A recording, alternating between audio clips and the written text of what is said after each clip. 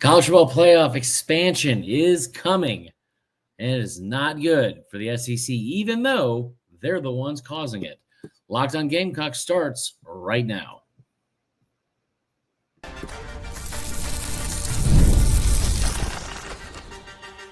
You are Locked On Gamecocks, your daily podcast on the South Carolina Gamecocks, part of the Locked On Podcast Network, your team every day. What's up, guys? Welcome into Locked On Gamecocks. I'm your host, Chris Marler. I hope everyone's having a fantastic Monday. Like I always say, if that's even possible, we have a great show for you today. But first, I want to say thank you to everyone making Locked On Gamecocks your first listen each and every day. Shout out to our everydayers. Remember, we're a free and available podcast wherever you get your podcasts, as well as on YouTube, part of the Locked On Podcast Network, your team every day. Now, today's episode is brought to you by our friends at FanDuel. Remember, there's no better time to join FanDuel than now. New users get their first $5 bet. If you win, you get $150 in free bonus bets. Make sure you join FanDuel today. Head to FanDuel.com to get started. Okay, here's today's episode. I talked about it in the opening. We're going to talk about it. I'm going to get pretty heated. But the college football playoff is going to expand. And it is being caused by the SEC and the Big Ten. And I think it's bad for the SEC for two specific reasons. And I will get into that on the show. But I'm telling you, regardless of who it's being started by, because it is being spawned, or however you want to say it, the origin of it, the inception of it, whatever big terms you want to throw around, it's all being caused by the Big Ten and the SEC. Now, Ross Dellenger came out with this article today, or this article is based off of his reports. The SEC and Big Ten are building momentum to further expand the college football playoffs to 14 to 16 teams. Executives, now this is important, executives of 10 FBS leagues and Notre Dame signed a memorandum of understanding handling control over to the power conferences per the report. And now they're going to exercise that control. So here's what this initially tells me. One, listen, they had the option to say no, and they said yes. The SEC and Big Ten decided they were going to come in, and they wanted to be in charge of doing this, of being in charge of the expansion of the playoff, the way the playoff field is made, the way the playoff teams are set, all that kind of stuff. What this really boils down to is a couple of things. One, they want auto bids. The SEC wants more auto bids, and it's not even just because of what happened this year. It's something they already wanted, because the auto bids into the playoff mean two things. One, you guys know it, say it with me, more money, and two, more chances at winning a national championship. Now, that's all great. Like, trying to get into a situation where you're creating a more profit for the league, and also creating a situation where you're having more chances at getting teams to win a national title. That's what you want for your conference. However, at what cost is Greg Sankey doing this? And here's where I have the issue. Now, again, it seems like a typical SEC Big Ten beat your chest moment of, you know what, we're the biggest, baddest guys in the room. You're going to do what we say. We run this league. And if you say no, we're probably going to take our ball and leave. Like, literally, like we're going to continue expansion to two super leagues, and you will see something even closer to the NFL than we already have. Now, here's where it gets interesting.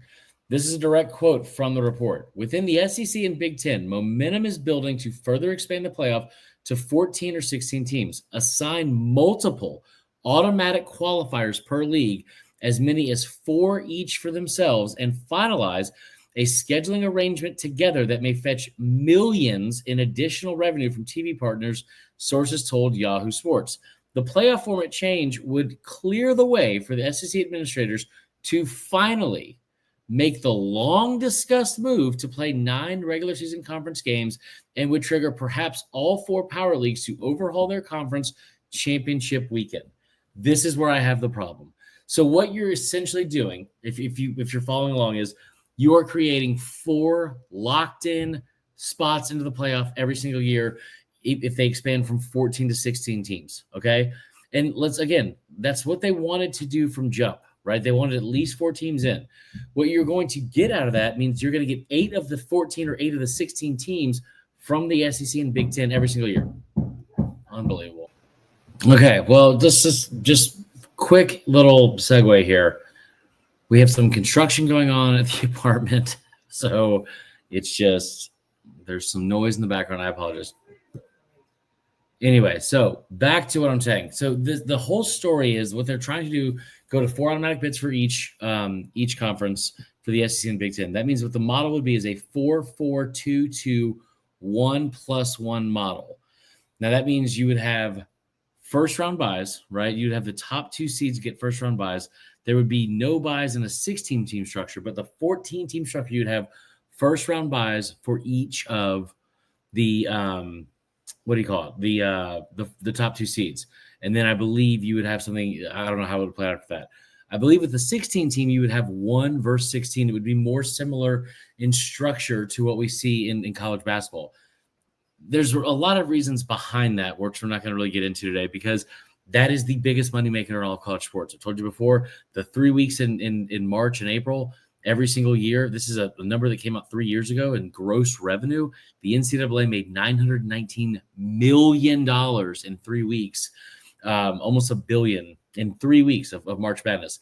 If they can get anything close to those numbers with the TV deals and all the advertising and everything in place, that's what they're trying to do. But here's the issue. Some of the things that are like woven into the fabric of this sport, and especially in the SEC, are going to be lost because of it. You're already seeing it. The regular season flat out just doesn't matter as much anymore. And there's no better case in point in saying that of, hey, listen, the Ohio State-Michigan game, which is the game, right? That's what it's called, literally the game. It's the biggest college football game in the country, the biggest rivalry game in the country. That's what their fans will say all the time. Now, we watched Michigan beat Ohio State at the end of the season this past year. We've seen that happen before where it cost Ohio State a chance to play in the postseason. Happened in 2022, right? I'm sorry, in 2023. In 2021, I believe, when Michigan ended up beating them, going to the Orange Bowl to play Georgia in round 1. Ohio State was 11-0 going into that game. And you talk about how like the regular season still does matter, or like these cases that are trying to be made, it doesn't. And if that's where we want to be, and we want this to be like the NFL, then that's where it's headed. We're getting what we want. That's not what I necessarily like, but that's where we're headed.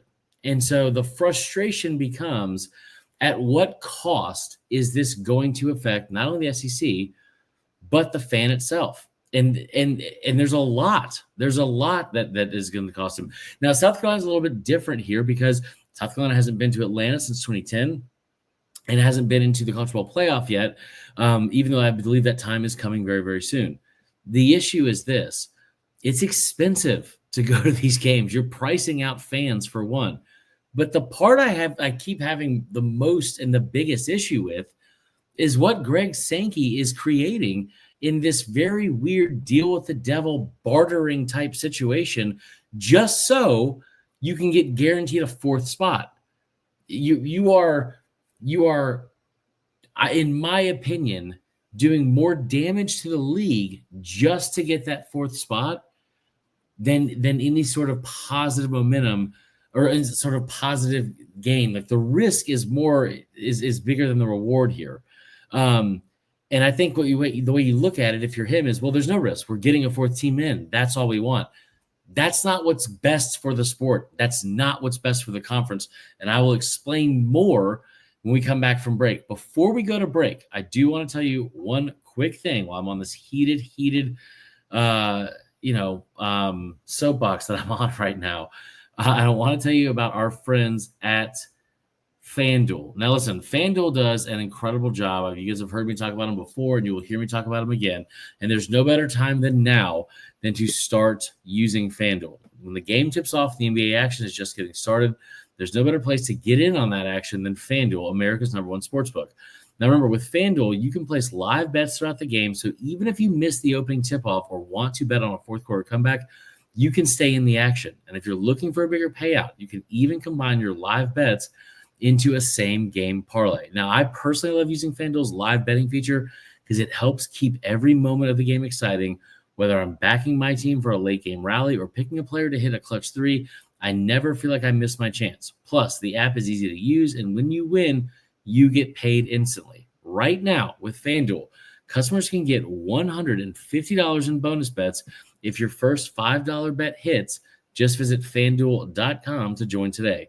That's FanDuel.com for your shot at $150 in bonus bets. Make every moment more with FanDuel, the official sportsbook betting partner of the NBA. All right, we'll be right back with more Locked On Gamecocks.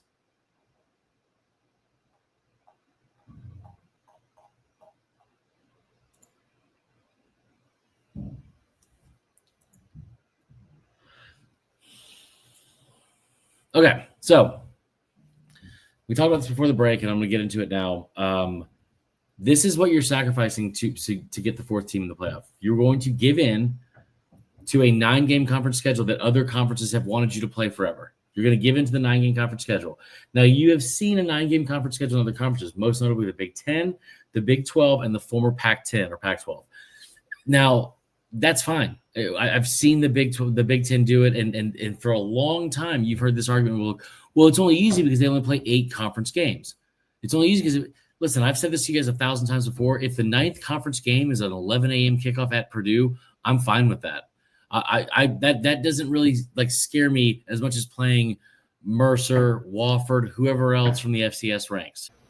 Okay, so playing a 9th conference game against lesser competition has never been something that should be a bragging point, a feather in the cap, or even more importantly, a spot on your resume that is ever looked at in some sort of glorified or positive fashion. We have gone over this over and over and over again when you talk about, hey, listen, here's the strength of schedule rankings. You can use whichever metric you want. You can use the one from ESPN. You can use the one from Team Rankings. You can use whichever account, site, platform you want to use. Every single year, we see that the toughest games and the toughest strength schedules are played in the SEC. And here's the thing. You can sit here and say it's apples and oranges. You talk about Oregon and Ohio State, Bama and Georgia, South Carolina and Penn State, or Tennessee and Wisconsin, or whoever else is up there. But when you start talking about, hey, Mississippi State had to play Bama, Ole Miss, South Carolina, Tennessee, LSU, Arkansas, whoever else, and that's compared to some of these other programs that are like, Southern Cal or Michigan, and you look at Michigan's schedule over the past several years, where Michigan hasn't played a ranked opponent until week 12 or 13 in November. Indiana this year didn't play a ranked opponent or a team with a winning record until November. To sit here and say, you know what we're going to do just so we can get that 4th spot, because we didn't get it this year and it hurt our feelings, and it's not a good deal for us. Just so we can get that 4th spot, we're going to add an even more difficult addition to our schedule. You're going to play a 9th game because that's what's going to appease everyone else. We're going to play a 9th conference game. But at least we know we'll have that 4th team in. That sucks. That sucks.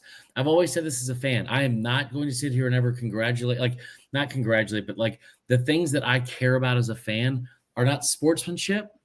And it's not saying that, oh, well, at least we did it. We did it in the toughest way possible, and we got through this gauntlet. It'll feel good if you do. It'll feel good if you win by going through all that. But I would rather have my team be 10-2 than 8-4. I would rather have my team playing on January 1st than December 29th. Just flat out. And so when you have the SEC and the ability to sit here and say, listen, not only have you had the toughest schedule to get there, you've also won more than everyone else. The fact that you are strong-arming the rest of the country, this is how it's being positioned. You're strong-arming the rest of the country, had to have the SEC and the Big Ten say, well, listen, you have to do what we say. We're doing 4 teams. We want 4 teams in from each of our conferences to make up at least half the field if it's a 16-team league, or 8 of the 14 teams if it's a 14-team playoff. That's what we want.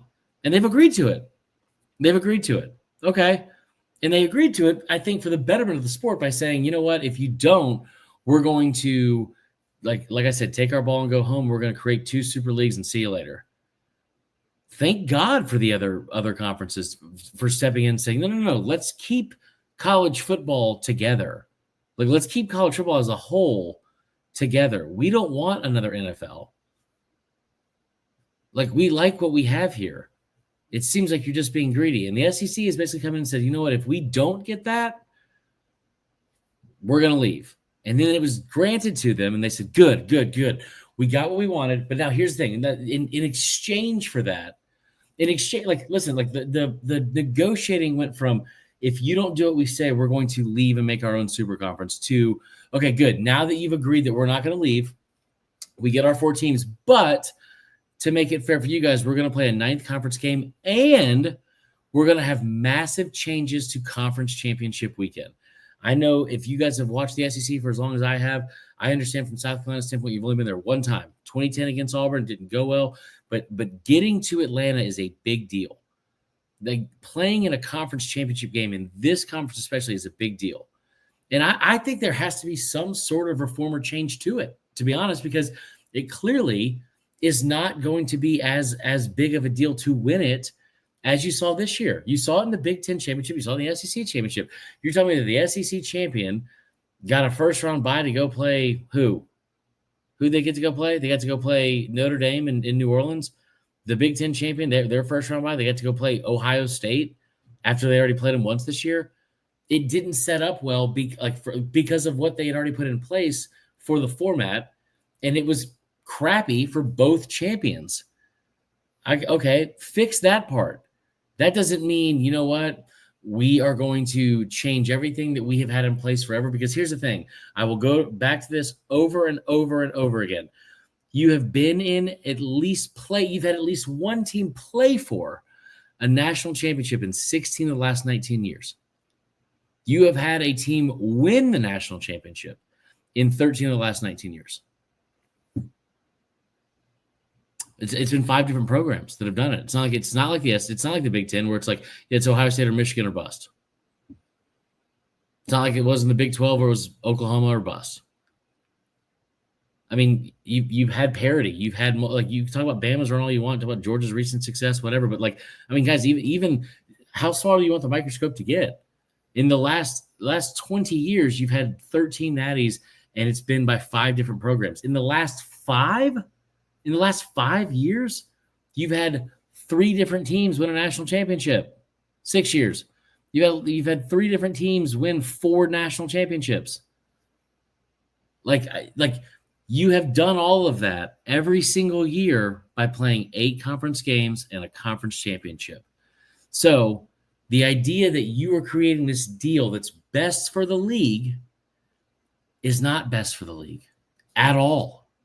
It's actually the opposite of it. And if you're doing it in some weird chase, like kind of chase your tail moment where it's like, well, we didn't get there last 2 years, and you're being a prisoner of the moment and be saying like, well, you know, we have to make drastic changes because look what's happened in the last 2 years. Well, the last 2 years you had somebody play in the Final Four, right? Like you had Texas make it this year and you had Alabama make it last year. They just came up short. One game was in overtime. Actually, yeah, and the other one you had a team that was down 7 on the 1 yard line with 3 minutes to go.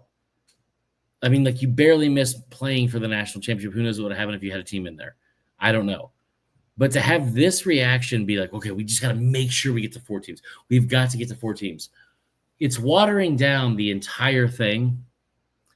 And it's also in a situation where you are, in my opinion, hurting your product with the idea that you're strengthening your product. It sucks that you didn't make it there this year. I think South Carolina and Ole Miss deserve to be there. I do. I don't care what Indiana's record was. I will go to my grave and I will say every single day that it's ever brought up. Yeah, I think that South Carolina deserved to be in over SMU. I think South Carolina deserved to be in over Indiana. I think South Carolina deserved to be in probably like in some capacity. You could make the argument over Boise. I firmly believe that this team would have beaten those teams. I just do. Maybe I'm wrong. Maybe I'm wrong about Boise. I don't know. But having this type of reactionary development, reaction really is the word I'm looking for here. Like this reactionary agreement, it's not good for the SEC. It's not good for the sport. And it's not good for the SEC. Here's the other problem with it too. This expansion talk was happening when there were 14, when you agreed to go to a 12-team playoff, right? Like when this first started being brought up, it was last January, last February. Guys, that means that not only were you were expanding from 4 to 12, right? 4 to 12. Not only had you not played a 12-team playoff yet, not only had you not played a season, a game in a season where you had a 12-team playoff set, you hadn't started spring practice in a calendar year where you were having a 12-team playoff. If it's that desperate for money, make the 16-team playoff, set it there for however many years, and then go. But stop making all these changes over and over and over again until you get it right, which is not you getting it right. Those first-round games sucked. The first-round games sucked. The fact that we had 58 days from conference championship weekend to a national championship kind of sucked. Everything that happened in between, I hated it. I didn't hate it, but everything in between there, it's too long. Figure out at some point, and I am begging for this to happen. At some point, the adults in the room and the powers that be and the executives in charge, you've made enough money. The SEC just announced they were giving $58 or $52.6 million to every single program and athletic department in the conference from this year. That number's going to only go up. You've made enough money. We're going to always make money. How about for once, the people consuming your product, because it's no longer a sport we all love, it's your product. How about at some point you throw a bone to the people consuming it and say, you know what, we heard you. Maybe this is better. Maybe the very small group of people that are here just to run things and don't care as much about the sport as the fans that go and consume it. And here's the last thing I'll say about it. Maybe they don't know as much about it. Maybe they don't know about what's best for the future of it, because the first thing that has gone into every decision made so far is, how much money are we going to make out of this? Okay, we'll figure out the rest out later, but how much money are we going to make out of this? This thing's been around for 155 years. We all know how you're going to make money off of it. Stop dismantling it and making it change before our eyes overnight into something unrecognizable because you're worried that you're not going to get you're worried you're not going to get a 9-3 team in the playoff every year. My God. The puppet master and the puppet strings that are being pulled on this thing, it just feels worse and worse as it goes on. And here's the final thing I'll say. There was a story about this from a Notre Dame fan that traveled to go to the national championship in Atlanta. And they went to every round. They went to New Orleans, then they went to Miami, and then they went to Atlanta for the national championship. They said by the time they got done spending the money on that for the tickets and everything, it was about $20,000. Not everyone has $20,000 to spend on these things. If you want full stadiums, if you want there's something to be said for listen, I know that we don't love watching those games all the time as fans, but there's something to be said about going to play an FCS program, giving that team $1.5 million to help them with their facilities, to help them continue to build their program. There's a MAC team, I think it's Akron or Toledo, that did this a couple years ago, where when they canceled the games from the Big Ten, they had games canceled from the Big Ten, the SEC. It was the COVID year, and they had 3 Power 5 programs they were going to play, and it was $5.1 million they were going to make off those 3 games combined by going to play those teams. That was their entire budget for the entire athletic department that year, and it was gone. It was gone. Now, that's not the case everywhere. That's a very drastic situation. But, it's not great to go see Wofford or flip on that game and see the offense. You hope no one gets injured and all that kind of stuff, and the game doesn't mean as much.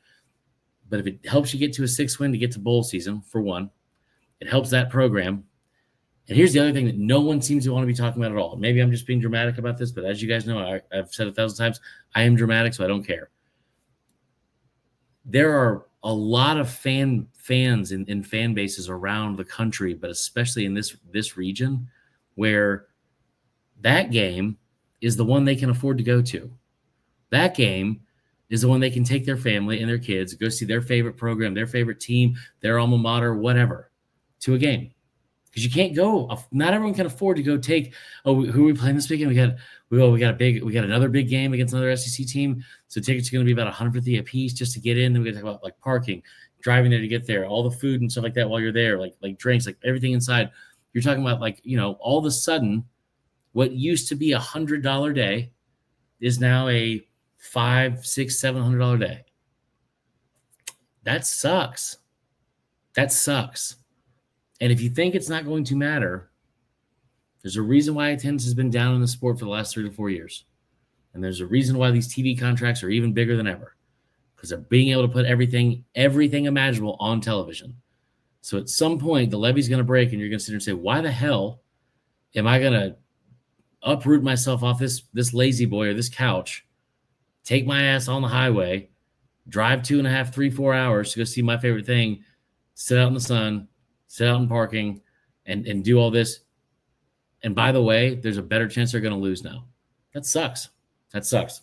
That is my rant for today. Some of you may like it, some of you may not. I don't know. But the report of the SEC being the strong arm that is forcing the hand of the rest of college football to do this is the least proud I think I've been to be able to cover this conference, because it sucks. It's not good for the sport. And that's all I would say today. All right. We'll be back tomorrow. I hope all of you have a fantastic rest of your Monday afternoon. Go Cox, and we'll see y'all then.